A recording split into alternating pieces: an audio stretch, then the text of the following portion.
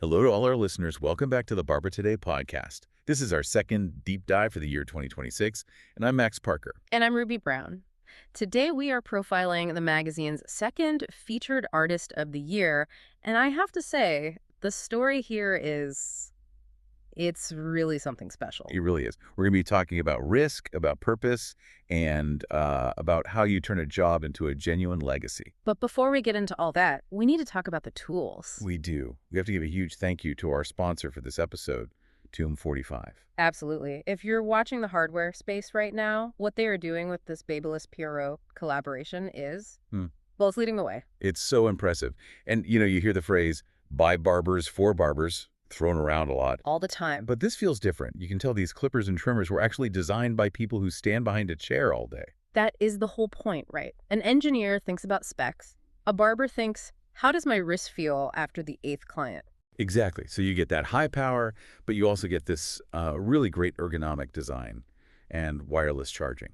The wireless charging is a game changer.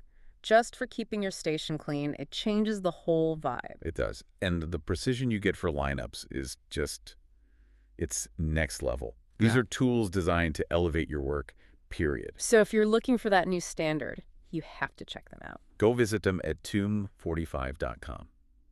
Okay, so shall we get into it? Let's do it.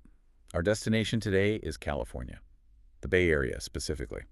We're diving into the career of Tavion Maultsby.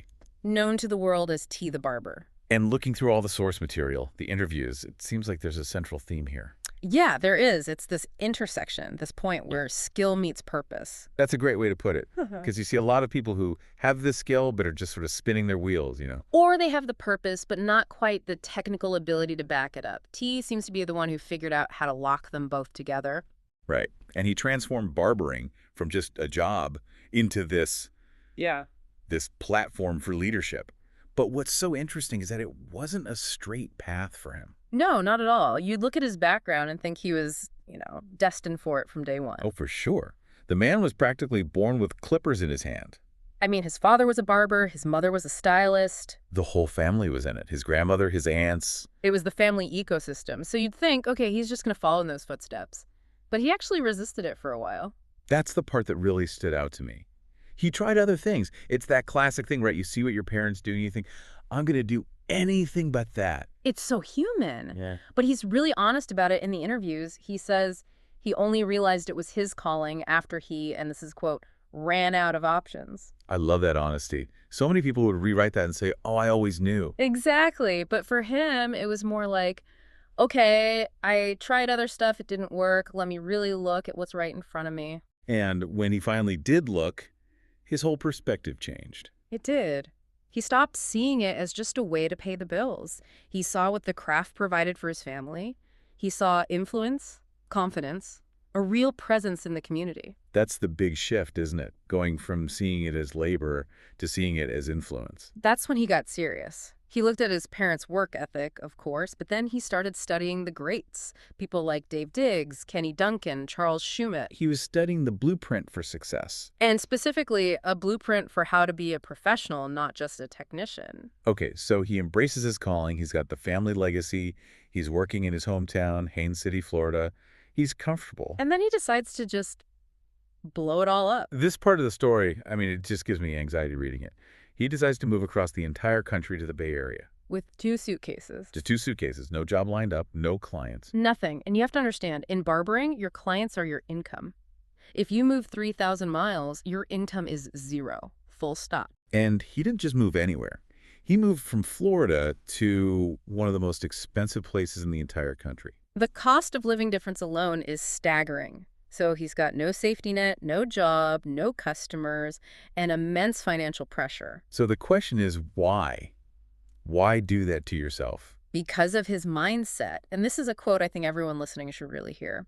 He said, growth lives on the other side of comfort. Growth lives on the other side of comfort.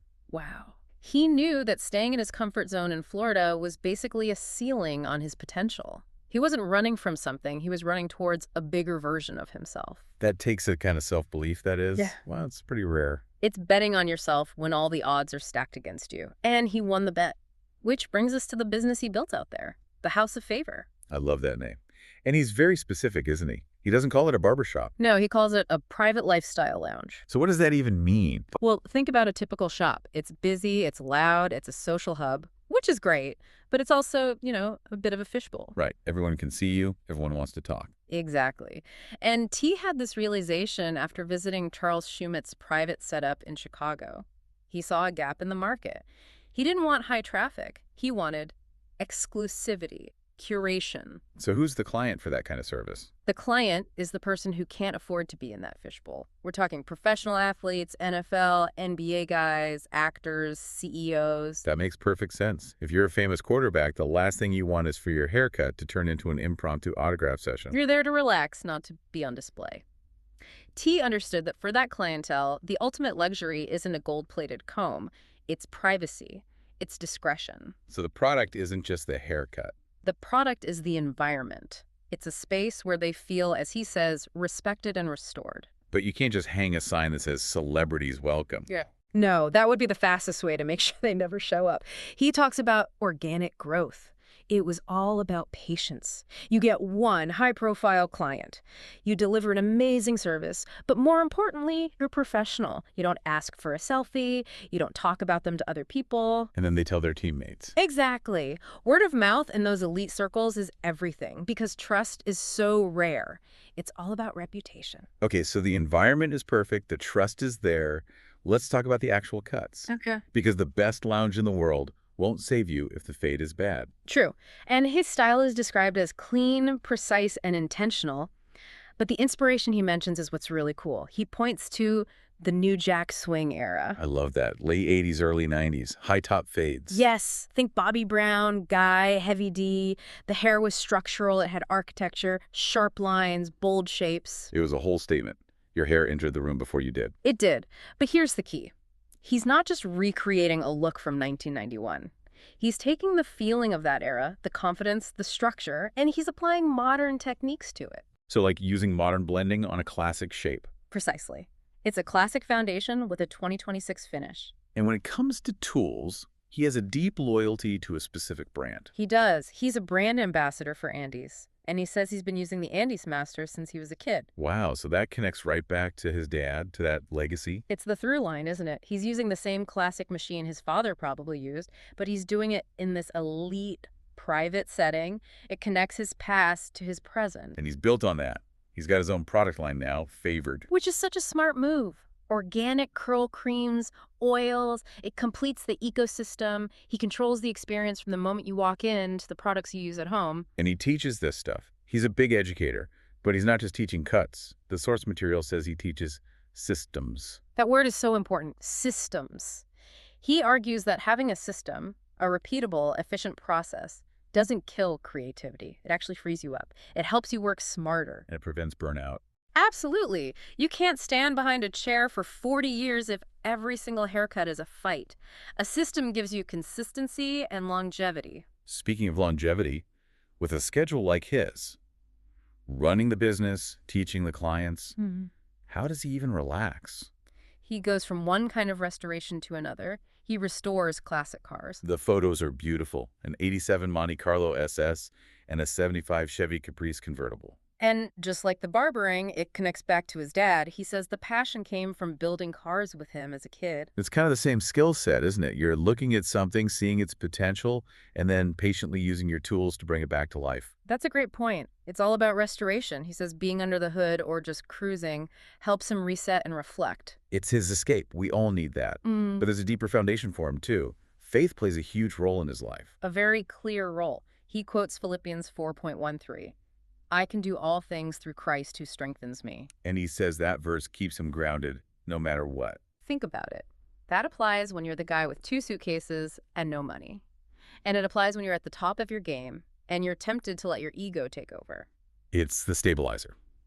Keeps you from getting too high or too low. It provides the strength to take the risk in the first place and the humility to handle the success that comes after. So for our listeners who are just starting out, what's the one piece of advice T offers them? It's so simple, but so hard to do today, he says. Master the fundamentals before chasing trends. That's tough when you're scrolling Instagram and seeing all the wild, flashy stuff. Right, you want to jump to the cool part. But he says, if you treat this like a profession, not a hobby, You have to build on a solid foundation. Understand head shape, bone structure, shear work, The boring stuff. the essential stuff. Because trends fade, but fundamentals last forever. They allow you to adapt to anything. So to recap this whole journey, we have a guy who inherits a legacy, but has to leave home to claim it. He takes a massive risk, builds a business based on a niche need for privacy, and sustains it all through incredible skill, systems, and faith. It is a masterclass in building an intentional career. He didn't just let it happen to him, he designed it. If you want to see his incredible work and the cars, you have Yeah. to see the cars. Where can people find him? On Instagram, he's at Tee The Barber, and the lounge is at houseup.favor, And the website. teethebarber.com. And if you're in San Jose, the address is 8 North San Pedro. But remember the model, everyone. Don't just show up. Please don't. It is appointment only. You have to respect the system. Well, this has been an amazing look at building a career with purpose.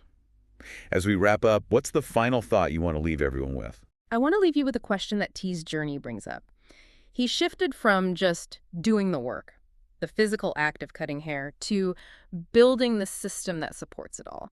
So the question for you is, are you just working your job, or are you building your own house of favor? Are you constructing a system that creates the life you want, or are you just grinding away inside someone else's? That is definitely something to think about. Thank you all for listening to The Barber Today. We'll catch you on the next one.